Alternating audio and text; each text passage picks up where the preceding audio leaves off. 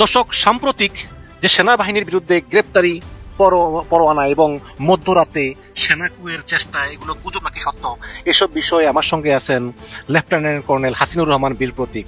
আপনি কেমন আছেন? আলহামদুলিল্লাহ, ভালো আছি। আপনার দর্শকরা আশা করি আল্লাহ ওনারা ভালো রাখবেন। আপনাকেও ভালো আছেন মনে হয়। আলহামদুলিল্লাহ, আমি ভালো আছি। লেফটেন্যান্ট কর্নেল হাসিনুর রহমান, আপনি জানেন যে ট্রাইব্যুনালে গ্রেপ্তারি পরোয়ানা জারির পর যেই সব সেনা কর্মকর্তাকে সেনা সদর হেফাজতে নেওয়ার কথা জানিয়েছে, সেখার ভিতরে আছে একজন মেজর জেনারেল, 7 জন ব্রিগেডিয়ার জেনারেল, একজন কর্নেল, 4 জন লেফটেন্যান্ট কর্নেল, একজন মেজর, আরেকজন এলপিআর আছেন। এটা আমাদেরকে বলা হলো। মেজর জেনারেল হাকিমুজ্জামান এটা বলেছে যে 25 জনই সেনাবাহিনীর কর্মকর্তা, এর ভিতরে 9 জন অবসরপ্রাপ্ত, একজন এলপিআর গেছেন। তো এগুলো নিয়ে আলোচনা করব, বাট তার আগে বলি, এই গ্রেপ্তারি পরোয়ানার পরে হাকিমুজ্জামানের এই সংবাদ সম্মেলনের পরে গতকাল রাতে অনলাইন অ্যাক্টিভিস্ট পিনাকি ভট্টাচার্য তিনি বলেছেন যে একটা সেনা অভ্যুত্থান হতে পারে। 46 পদাতিক ব্রিগেড যেটা ঢাকা ক্যান্টনমেন্টে অবস্থিত, তাদের একটা অস্বাভাবিক মুভমেন্ট লক্ষ্য করা যাচ্ছে এবং তিনি আহ্বান জানিয়েছেন ছাত্র জনতাকে মাঠে নেমে এই সামরিক অভ্যুত্থান মোকাবেলা করার জন্য। পরবর্তীতে আমরা আসলে এটা দেখিনি, কিন্তু যেহেতু আপনি সেনাবাহিনীতে চাকরি করেছেন এবং আপনার অনেক সোর্স আছে, তো আসলে এই বিষয়টা আমাদেরকে একটু বলুন। আসলে এটা শুরু হলো কিভাবে এই সামরিক অভ্যুত্থানের ব্যাপারটা? মানে যে জিনিসটাই ঘটছে এটা যেভাবে গ্রহণযোগ্য সেভাবে অগ্রহণযোগ্য। আপনি সবসময় সব জিনিস করা ঠিক না। এটা বলা হচ্ছে রিহার্সাল করা হচ্ছিল, কারণ আমাদের এপিসি গুলি থাকে ডিপ্লোম্যাটিক জোনে, ওটাকে রিপ্লেস করা হয়। তো মাঝে মাঝে এপিএসসি চলতে হয়, দেখতে তো মানুষের আতঙ্ক জাগে, কারণ এই এপিসি গুলি অপকর্ম করছে জুলাই অভ্যুত্থানে। এখন কথা হলো, এটা কি করার সময় এখন বা রাতে করা দরকার আছে? যত ঘটনাই করুন, মানে আপনি যদি জনগণের পালস না বোঝেন, আমরা তো সবাই সন্দেহ চোখে দেখি, জনগণ দেখে, বা এটা হইতে পারে, সম্ভাবনা আছে, এটা এখানে না করলেই হইতো। তবে সিস্টেম আছে, নিয়ম কানুন আছে, ঘোষণা দিয়ে করেন, আমরা প্র্যাকটিস করতে দিয়ে আতঙ্কিত হবেন না। এই সমস্যা হইতে বলেন আপনারা যদি খালি সুরসুরি লাগান, এটা হবে। পিনাকি ভট্টাচার্য যেটা করছে তার ওই অবিশ্বাস থেকে করছে, এটাও ঠিক আছে, গ্রহণযোগ্য। আর কথা হলো, সেনাবাহিনী যেটা করছে আইনের বিধান মোতাবেক তার প্র্যাকটিসের মধ্যে রিহার্সাল করে, স্টুডেন্টের মতো রিহার্সাল করে, সেটা সে করছে, এভাবে গ্রহণযোগ্য। পিনাকি যেটা করছে সেটাও গ্রহণযোগ্য, আবার দুইটাই অগ্রহণযোগ্য। যদি উনি পরিষ্কার করে করতেন, এরকম পিনাকি বলতেন না, কারণ ক্যান্টনমেন্টের ভিতরে আমাদের চোখ কান সব দেওয়া।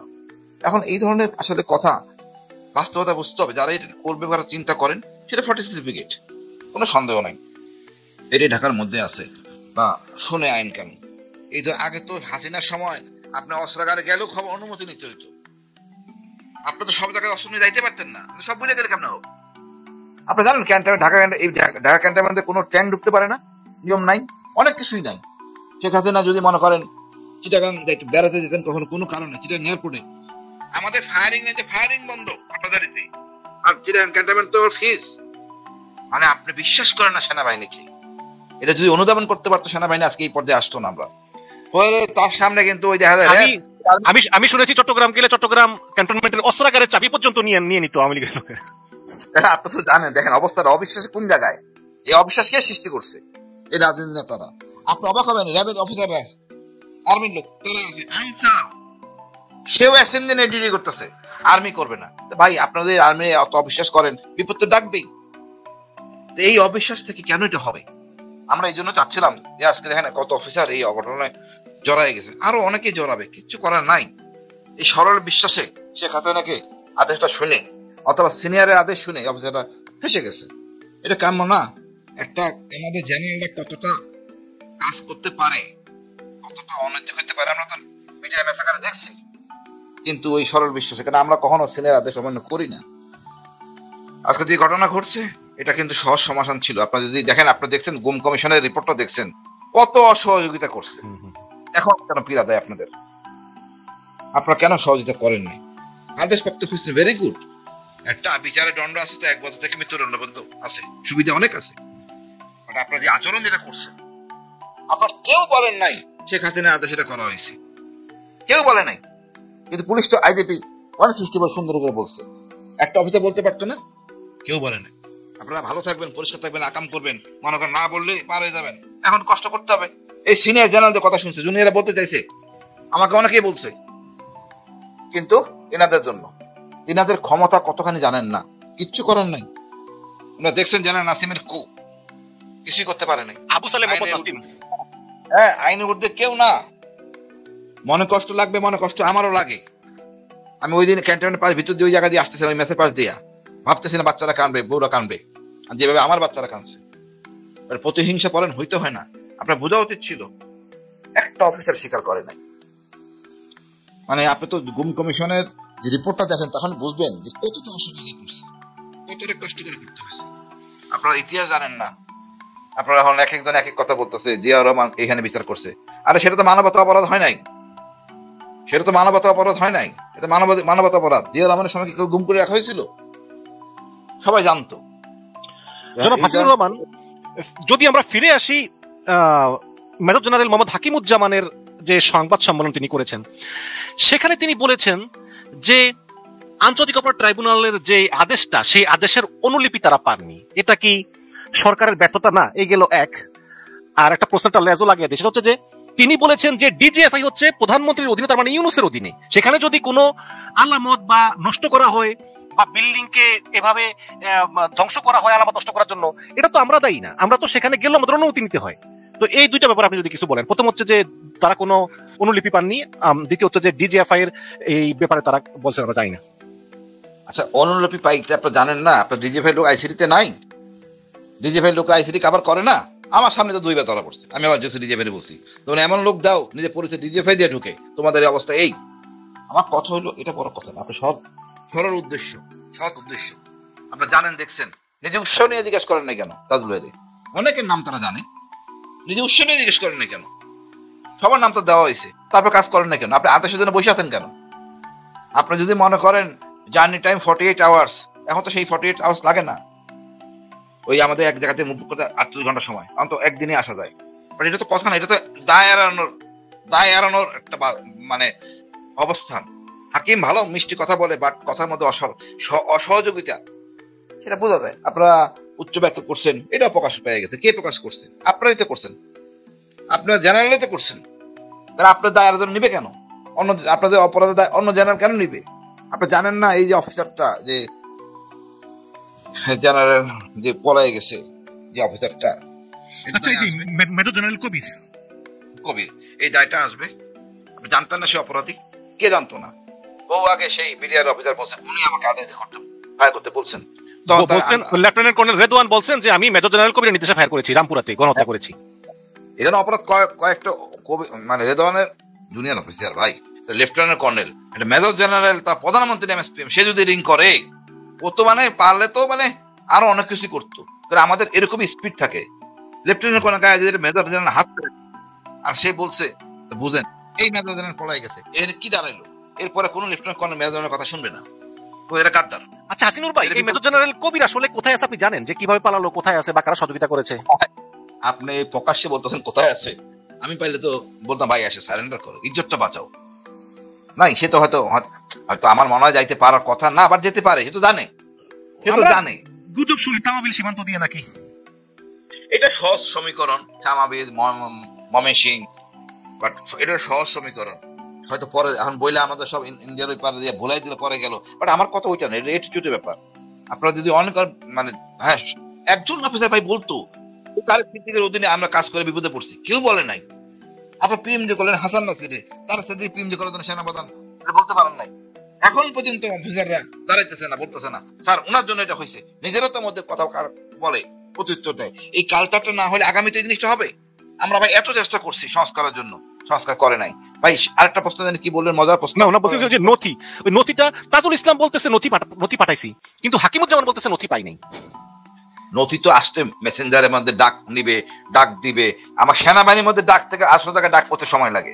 এটা তো কোনো মানে না, এটা তো আপনার নিজের সদিচ্ছা আপনার ব্যর্থতা, আপনি তো চান নাই, এটাই প্রমাণ করে। জনাব হাসিনুর রহমান, আমি আপনাকে সবচেয়ে গুরুত্বপূর্ণ প্রশ্নটা এই পর্যায়ে প্রশ্ন শেষ, কিন্তু আমি আপনাকে সবচেয়ে গুরুত্বপূর্ণ প্রশ্নটা এখন করবো। সেটা হচ্ছে যে আপনি জানেন যে আন্তর্জাতিক অপরাধ ট্রাইব্যুনাল তারা 22 অক্টোবর দিয়েছে। 22 অক্টোবরের মধ্যে অভিযুক্ত 15 জনকে বা অভিযুক্ত 24 জনকে হাজির করতে হবে। এখন তারা বলতেছে যারা অবসর গ্রহণ করেছেন তাদের দায়িত্ব আমাদের না, বাকি থাকে 15 জন। এই 15 জনকে গতকালকে বললেন হেফাজতে নিয়েছেন। এখন আপনার কাছে আমার প্রশ্ন, আপনি কি মনে করেন যে এই 15 জনকে যে হেফাজতে নেওয়া হয়েছে, সেনা হেফাজতে, ওরা কি এই হেফাজতেই থাকবে বিচার কার্য চলা পর্যন্ত, নাকি আসলে এদেরকে আদালতে প্রেরণ করা হবে, তারপর আদালত ডিসাইড করবে? এটা সম্পূর্ণ বিচারকের উপরে। আপনারা দেখছেন শেখ হাসিনা, আমার খালেদা জিয়াকে যে একটা ঘোষণা দিচ্ছে স্বরাষ্ট্র মন্ত্রণালয় থেকে, জেল ঘোষণা করা হয়েছিল বাসাটাকে, যে কোনো ভাষাকে জেল ঘোষণা করতে পারেন, করে সেখানে রাখতে পারেন। বাট এই সুবিধাটা কেন দিবেন, এটাও প্রশ্ন আসবে, লোকজন কথা বলবে, দায়ভার আমরা কেন নিই? জুনিয়র অফিসাররা মানবে না, আপনাদের অপরাধ করছে, আপনার দায়ভার আমরা এখানে নিতে যাবো কেন? সুতরাং এটা সম্পূর্ণ সরকারের উপরে, অর্থাৎ এটা আসবে বিচারক এবং প্রধান নির্বাহী, এ নিয়ে উনি সিদ্ধান্ত নেবেন। বাট এখান থেকে ওনাদেরকে নিয়ে যাওয়া হবে আদালতে, যাবেন আদালতে, বিচারক সিদ্ধান্ত দিবেন। এটা কোনো কমপ্লিকেশন কিছু নাই ভাই। হারুন সেনাপ্রধান, ৭১ মুক্তিযোদ্ধা, বীর প্রতীক, উনি চলে গেছেন, লজ্জা পাওয়ার কিছু নাই। পরে হোটেলে মারা গেলেন। হ্যাঁ, তারপরে যে আপনি মনে করেন রেজাকুল হায়দার, তারে আপনি 10টা মামলা ফাঁসা দিলেন, দেশের জন্য করছেন, নিজের জন্য তো করেন নাই, দেশের জন্য করছেন।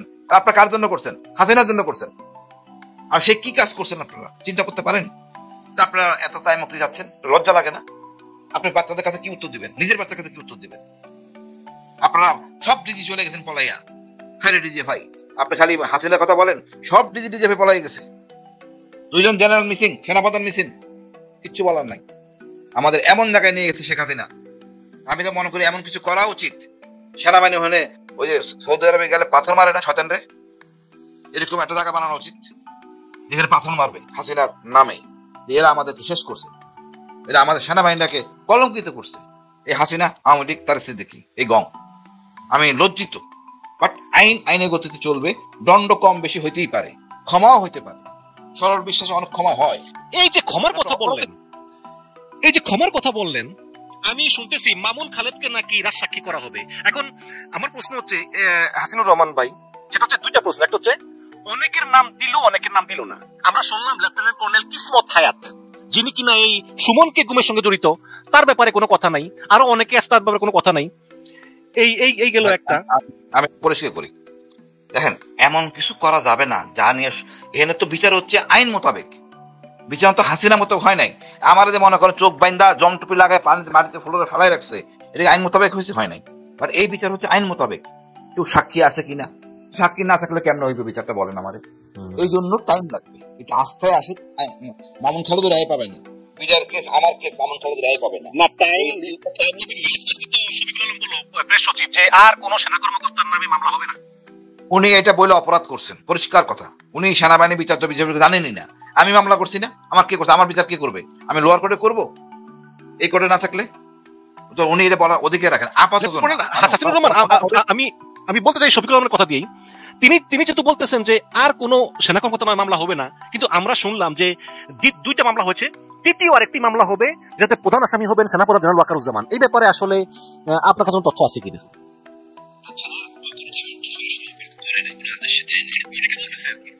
না, চেইন অফ কমান্ডে হইতে পারে। চেইন অফ কমান্ডে হলে তো অনেক কিছুই হয়। চেইন অফ কমান্ডে হলে অনেক কিছু। আবার এমনও আদেশ আছে, আপনি জানতেন কোনো অ্যাকশন নেন নাই ঘুমের ব্যাপারে, হবেন। ওই যেটা বলতেছেন, তাহলে তো 9 ডিভাইস ইউসিটিসি অনেক আগে আসতে পারে। আমার কথাটা আপনার সদিচ্ছা, জানেন, ওকে ইচ্ছা করে জনগণের অন্তরে চলে আসতে পারতেন, অলরেডি চলে গেছিলেন। বাট ওনার আচরণের জন্য উনি, আমি জানি ব্যক্তি ওকে খুব ভালো, মানে সহপাঠী যে ডিএমআই আর এসইউ কমান্ডের শামস, এই 2টা অফিসার মূলত আমি আরো থাকতে পারে, এরা ডুবাইছে।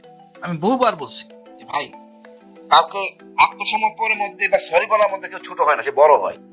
এই জিনিসটা আর্মি বুঝে নাই। আমি বহুবার বলছি, তারা শুনে নাই।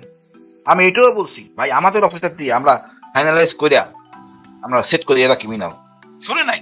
আমি বিচার করব। এখন যদি না বুঝেন, আপনি মনে করেন আপনি বিপ্লব সাধন করছেন, এই জন্য আপনাকে সব মাফ করে দিবেন না। এই আমি আসলে দূরত্ব, দুজনেই দোষ আছে। ডক্টর ইউনূসের পক্ষে, সরকার পক্ষে দোষ আছে যে আমাদের সেনাপ্রধানকে অনবোর্ড করতে পারেন নাই, হাতে নিতে পারেন নাই। সেনাপ্রধানও দোষ আছে, উনি অনবোর্ড না করে আপনি অনবোর্ড হইতে পারবেন না। আবার কি আছে না, স্যার আমি আমার সাথে যাবো, আমাকে রাখবেন, কাছে যান। আমি এটাও বলছি, আইস ব্রেকিং করেন, নিজের মধ্যে করেন নাই। এখন এই ধরনের আচরণ আমাদের দেশের জন্য, দেশের উন্নয়নের জন্য ক্ষতিকর।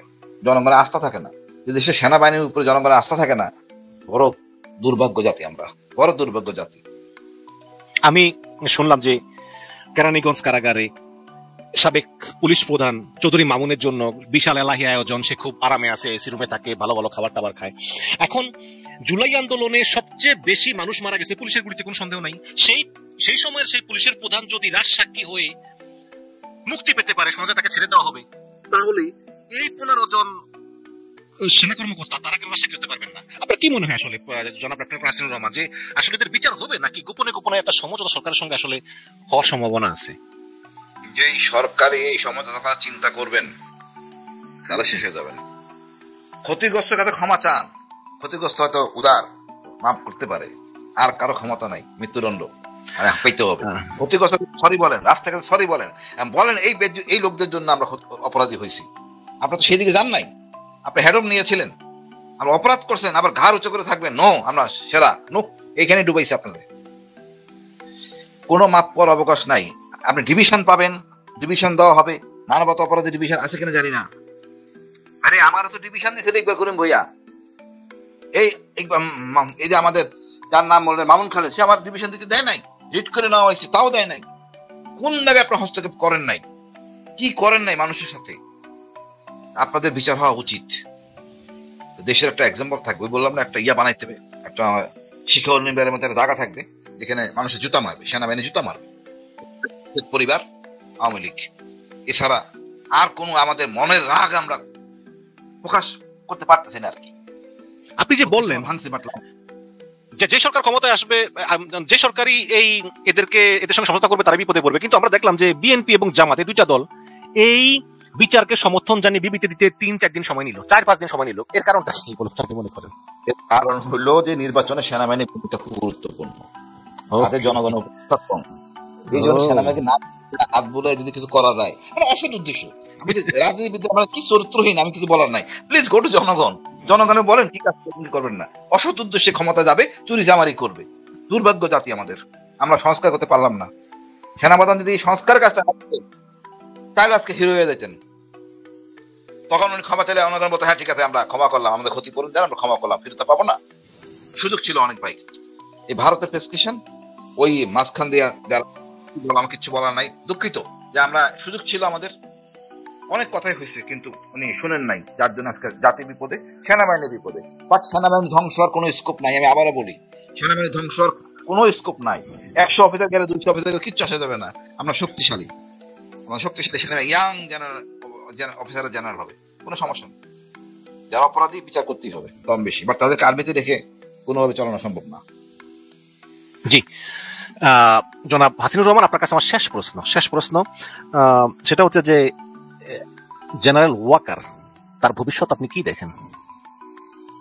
জেনারেল ওয়াকার, দেখেন জেনারেল ওয়াকারের ওই একটা বললাম যে সরি বলেন রাষ্ট্রের কাছে, জনগণের কাছে। আপনি কি হয়েছেন? জনগণের আর্মি আপনি। এখন স্কোপ তো খুবই লিমিটেড, দিন দিন কমে আসতেছে। আপনি দায় এড়াতে পারবেন? উনি এই যে বিপ্লবের মধ্যে গুলি করছে সেনাবাহিনী, শেষের 3 তারিখে করে না, এর আগে তো করছে। ওটার জন্য যদি ধরা হয় উনি চেইন অফ কমান্ড উনি আসবেন। আমি এই জন্য মনে করি রাষ্ট্রের কাছে দাঁড়ায় মনে জাতির উদ্দেশ্যে বলা উচিত আমরা যা করছি ভুল করছি। আইজিপি যদি আসতে পারে, সেনাপ্রধান আসছে, সমস্যা কোথায়? আমি জানি না ওনাদের কবে ওনাদের আসলে বোধোদয় হয় নাই, যদি ক্ষমা করছে, এটা অপরাধ করছে, সরি ক্ষমা না, অপরাধ করতে এই জিনিসটা বুঝতেছে, আইন পালন, আদেশ পালন করছে। আরে এটা কেমন কথা? আপনি গুলি ছোড়ার কথা কার জন্য আপনাকে রাখা হয়েছে ট্রেনিং দিয়ে, আপনি জনগণের গায়ে গুলি করলেন। আমি মনে করি অকারুজামার হাতে এখনো স্কোপ আছে এবং জনগণ আস্থা আছে। যদি আস্থাই না থাকে জনগণ নির্বাচন অকারকে জামান দিয়ে কেমনে করা হবে? আমার মনে অপরাধী যে কোর্সটা দণ্ড হওয়া উচিত। আপাতত নির্বাচন পর্যন্ত মনে হয় কোনো নতুন কোনো ঝামেলা সৃষ্টি না করে এই অবস্থায় চলুক, এটাই হয়তো উনি বলছেন আপনাদের প্রেস সচিব। অনেক অনেক ধন্যবাদ। আমরা চাই বিচার হোক, কারণ এই বিচারটা হওয়া উচিত, এবং এই বিচারটা হওয়া উচিত আসলে এটা শিক্ষার জন্য, যাতে ভবিষ্যতে কেউ এই ধরনের অপরাধ না করে। লেফটেন্যান্ট কর্নেল নাসিরুর রহমান বীর প্রতীক, আপনাকে অনেক ধন্যবাদ আমাদের অনুষ্ঠানে অংশ করার জন্য। আপনার পাশে ধন্যবাদ। আসসালামু আলাইকুম। ওয়ালাইকুম আসসালাম। গণ অধিকার পরিষদের সাধারণ সম্পাদক জনাব রাশেদ খান বলেছেন আরেকটি 1-11 আসতে পারে, এই শঙ্কা করছে। এটার জবাবে যেটা বলতে চাই, হ্যাঁ, যখন বিএনপি দেখছে বা দেখবে, আর অলরেডি তো দেখছে যে বাংলাদেশে জামাত ইসলামী ক্ষমতা আসবে, সেই পরিস্থিতি তৈরি হচ্ছে। জনপ্রিয়তা, জনসমর্থন এখন জামাতের দিকে, কূটনীতিকরা, ব্যবসায়ীরা সবাই এখন জামাতের দিকে ঝুঁকছে। তো জামাত ক্ষমতা আসা ঠেকাতে বিএনপি 1-11 ডেকে আনতে দ্বিধাবোধ করবে না। যেমন আপনারা দেখেছেন ডাকসু জাকসুতে শিবির জিতছে, এটা দেখে শতভাগ ইতিহাসের সবচাইতে সুষ্ঠু নির্বাচন বানচাল করার সব ধরনের চেষ্টা বিএনপি করেছে। নিজেরা বর্জন করে, মব সৃষ্টি করে এবং ভোট বাতিলের দাবি জানিয়ে, পুনরায় নির্বাচনের দাবি জানিয়ে নানানভাবে তারা এই চেষ্টা করেছে। এবং ছোট্ট একটা বিশ্ববিদ্যালয়ে এই অবস্থা। জাতীয়ভাবে যখন দেখবে যে জামাত ক্ষমতা আসবে, তখন 111 ডেকে এনে নির্বাচন বানচাল করা, স্থগিত করা, জামাত ক্ষমতায় আসা ঠেকাতে বিএনপি সবকিছু করতে চাইবে। তবে হিসাব আছে অনেক। বিশ্ববিদ্যালয়গুলোতে ছাত্রদল চাইলে বড় বড় মিছিল করতে পারতো, করেছে তো, জাহাঙ্গীরনগরে তো করেছে। যদিও অনেকে বলেন সেই 81 সালে শিবির জেতার পর 228 রুম পুড়িয়ে দিয়েছিল, তছনছ করে দিয়েছিল, বিশ্ববিদ্যালয় বন্ধ হয়ে গিয়েছিল, কত কিছু। কিন্তু এবার তো বিজয় মেনে নিয়েছে কার্যত। আরে ভাই, এবার ছাত্রদলের সক্ষমতা আছে, তারা যা পেরেছে তা তো করেছে। তারা মিছিল করেছে জাহাঙ্গীরনগরে। আবার নির্বাচন বানচাল করতে তারেক রহমানের লোকজন সাভার ক্যান্টনমেন্টের ব্রিগেডিয়ার জেনারেলের কাছে ফোন দিয়েছিল যে ভাই আমাদের কিছু হেল্প করেন। তা ওই ব্রিগেডিয়ার জেনারেল বলেছে যে আমরা কি করব দেখি, মানে কিছু করার নাই, সুযোগ পায়নি। মানে পার্শ্ববর্তী জাহাঙ্গীরনগর বিশ্ববিদ্যালয়ের পার্শ্ববর্তী ক্যান্টনমেন্ট থেকে হেল্প নিয়ে হলো কারচুপির একটা চেষ্টা তারেক রহমান করেছিল। আমাদের কাছে এই তথ্য এসেছে। কোন ব্রিগেডিয়ার জেনারেলের কাছে হেল্প চেয়েছিল, কোন অফিসারের কাছে, কে ফোন দিয়েছিল আমরা জানি। এরা আবার এতটাই ধৈর্য গোপন রাখতে পারে না। পুলিশ এবং যারা বিএনপির শিক্ষক, তাদের কাছে তো হেল্প চেয়েছিলই, কিন্তু শিক্ষকরা অনেকে চেষ্টা করেছে এবং যে কারচুপি করতে পারেনি তারপর অনেকে পদত্যাগ করেছে। ওইগুলোর বিরুদ্ধে শাস্তি নেওয়া দরকার। কারচুপি করতে না পেরে পদত্যাগ করেছে সম্ভবত 4 জন বা 5 জন। ভবিষ্যতে এদেরকে কোনো গুরুত্বপূর্ণ দায়িত্ব বিশ্ববিদ্যালয়ে দেওয়া যাবে না। কারচুপি না করতে পেরে পদত্যাগ করেছে, what ever, that is different discussion. বাস্তবতা হচ্ছে এটা যে মাঠে এসে বিজয় মানি না, এই মানি না, সেই মানি না, এটা করার যুগ নাই। কারণ সাপোজ জামাতকে জনগণ ভোট দিয়ে ক্ষমতায় আনবে, তাহলে সেই জামাতের বিরুদ্ধে ষড়যন্ত্র করতে আসলে সেই ষড়যন্ত্র ঠেকিয়ে দেওয়ার সক্ষমতা জামাত রাখে। কিন্তু পর্দার অন্তরালে যদি 111 খেলার চেষ্টা করে, এটা করা সম্ভব, যদিও তাও সফল হতে দিবে না। জনগণ সঠিক লাইনে থাকলে এবং সজাগ থাকলে 111ও ঠেকিয়ে দিবে। সেনা সমর্থিত 111 এর বেসিক কনসেপ্ট হচ্ছে সেনা সমর্থিত। সেনা সমর্থিত কোন সরকার জনগণ মানবে না। ইউনূসের পতন হতে পারে, ইউনূস চলে যেতে পারে, কিন্তু রাজনৈতিক দলগুলোর সাথে আলোচনা করে সম্পূর্ণ সিভিলিয়ান একটা জাতীয় ঐক্যমতের সরকার আসতে পারে। কিন্তু সেনাবাহিনী ঠিক করে দিবে, পর্দার অন্তরাল থেকে দেশ চালাবে ওয়াকার, উপরে শো থাকবে অন্য কেউ, এটা জনগণ মানবেই না, তরুণ প্রজন্ম মানবেই না, জেন জি মানবে না। আপনার ক্যান্টনমেন্টে ইট খুলে নেবে, আপনি ডিরেক্ট কু করতে পারবেন না, ইনডিরেক্ট কু করবেন, এটাও মানবে না জনগণ। অতএব কনক্লুশন হচ্ছে বিএনপি যদি 111 ডেকে আনে, 111 আসলে এটা বুঝবেন যে বিএনপি ডেকে আনছে এবং কেন ওই জামাত ক্ষমতা আসে ঠেকাতে। এছাড়া 111 এর কোনো যৌক্তিকতা নেই, ওটা পারবে না, বিএনপি পারবে না। জনগণ এসে 111 ঠেকিয়ে দিবে। তো যারা 111 আনতে যাইবে তাদের আমছালা সব যাবে, ফলাফল হবে এটা। এই বন্দোবস্ত চলছে। তা আমরা যদি আলোচনা জারি রাখি যে কোনো 111 আমরা মানবো না, হয় ইউনূসের অধীনে সংস্কারের পর সুষ্ঠু নির্বাচন, আর ইউনূসের যদি চিত্তে না কুলায় ইউনূস চলে যাক, জাতীয় ঐক্যমতের ভিত্তিতে অন্য কোন সিভিলিয়ান গভর্নমেন্ট এসে নির্বাচন দেবে, সংস্কার করতে হবে, সংস্কারের বিষয়ে কোনো ছাড় দেওয়ার সুযোগ নেই। তো এই জায়গায় দর্শক আমরা যদি আলোচনা জারি রাখতে পারি, তাহলে আমি বিশ্বাস করি যে এই ধরনের কোন ষড়যন্ত্র বাংলাদেশে কার্যকর হতে পারবে না। আরেকটি 111 আসতে পারে শঙ্কার আসরের। নতুন করে নির্বাচনকালীন তত্ত্বাবধায়ক সরকার গঠন করতে গেলে গণঅভ্যুত্থানের অংশীদার রাজনৈতিক দলগুলো ঐক্যমতে পৌঁছতে পারবে না, বরং বিভাজন বাড়বে। সেই সুযোগে বাংলাদেশে আরেকটি 111 নেমে আসবে বলেছেন রাশেদ খান। হ্যাঁ, রাইট। এখন নতুন করে নির্বাচনকালীন তত্ত্বাবধায়ক সরকার কারা চাইবে? সংস্কার ইউনূস যদি করে তাহলে বিএনপি চাইবে। কেন চাইবে জানেন? এই যে দেখেন, ডাকসু জাকসুতে পরাজিত হয়ে বিএনপির ভারতপন্থী বা বর্তমানে যারা কার্যকর অংশ, তারা কি বলছে যে কারচুপি হয়েছে, ইউনূস জিত দিয়ে দিয়েছে শিবিরকে, 8 মাস আগেই নির্বাচন হয়ে গেছে। এখানে কি কর্তৃপক্ষকে দায়ী করছে? অতএব ঢাবি ভিসির ক্ষেত্রে ভিসির পদত্যাগ চাই বলেছে না? তাহলে সাপোজ কিছু স্থানীয় সরকার নির্বাচন শুরু হলো, যখন দেখবে যে বিএনপির জনপ্রিয়তা নাই, বিএনপি হারবে, তখন তারা বলবে সরকারের পদত্যাগ চাই, ইউনূসের মাধ্যমে সুষ্ঠু নির্বাচন হবে না। এই বিএনপি চাইতে পারে। তবে হ্যাঁ, বিএনপি ইউনূসের অধীনে নির্বাচন চাইবে কোন পর্যন্ত? যতক্ষণ পর্যন্ত তারা দেখবে যে না, ওই যে লন্ডনে যে গোপন সমঝোতা হয়েছে ওইটার উপরে ইউনূস আছেন, কারচুপি করে সমঝোতা করে বিএনপিকে 240 আসনে জিতিয়ে দিবে। ইউনূস যদি এটা পারেন তাহলে ঠিক আছে। তাছাড়া যেমন প্রফেসর ইউনূস স্থানীয় সরকার নির্বাচন শুরু করে দিলেই বিএনপি নির্বাচনকালীন তত্ত্বাবধায়ক সরকার চাইবে, এবং রাশেদের কথা ঠিক যে নির্বাচনকালীন তত্ত্বাবধায়ক সরকারের বিষয়ে কনসেনসাস হওয়া কঠিন হবে। যেমন এই আমাদের বিপ্লবের পর বা গণঅভ্যুত্থানের পর ইউনূস সরকারকে অনেকে আপত্তি সত্ত্বেও বুকে পাথর চেপে হলেও মেনে নিয়েছে, কিন্তু এখনকার বুকে পাথর চেপে হলেও মেনে নিবে না, অনেকে সরাসরি বিদ্রোহ করবে, যেটা মানি না, আর নিজের মন মতো সবকিছু হবে, এটা ভেরি টাফ। এজন্য সবচেয়ে এবং রাশেদের কথা ঠিক যে এই পরিস্থিতি 111 আসতে পারে, এবং বিএনপি যেই দেখবে যে সব জায়গায় আমরা হারছি, আমাদের জনপ্রিয়তা নাই, ইউনূসের অধীনে সুষ্ঠু নির্বাচন হবে, তখনই তারা বলবে যে ইউনূস চাই না অন্য কেউ। আপনি লিখে রাখেন এটা চাইবে। সাপোজ আমি চ্যালেঞ্জ দিয়ে বলছি, এই যে বড় বড় বিশ্ববিদ্যালয়গুলোতে ছাত্র সংখ্যা নির্বাচন হবে, এতে সন্দেহ নাই, এটা কেউ ঠেকাতে পারবে না। কলেজগুলোতেও হবে, বড় বড় কলেজ যেমন BM college, BL college, Carmichael college, Dhaka college, Jagannath বিশ্ববিদ্যালয় হবে। এই জায়গায় এরপরে যদি সিটি কর্পোরেশন নির্বাচন শুরু হয়ে যায় এবং নিশ্চিত বিএনপির ভরাডুবি হবে, তারপরে দেখবেন যে বিএনপি বলা শুরু করবে ইউনূসের অধীনে নির্বাচন মানি না, নতুন তত্ত্বাবধায়ক সরকার চাই, নির্বাচনকালীন সরকার, এবং প্রধান বিচারপতিকে ইনজিস্ট করার চেষ্টা করবে যে আপনি একটা রায় দিয়ে দেন, ওই রায়ের ভিত্তিতে তত্ত্বাবধায়ক সরকার আমরা চাই।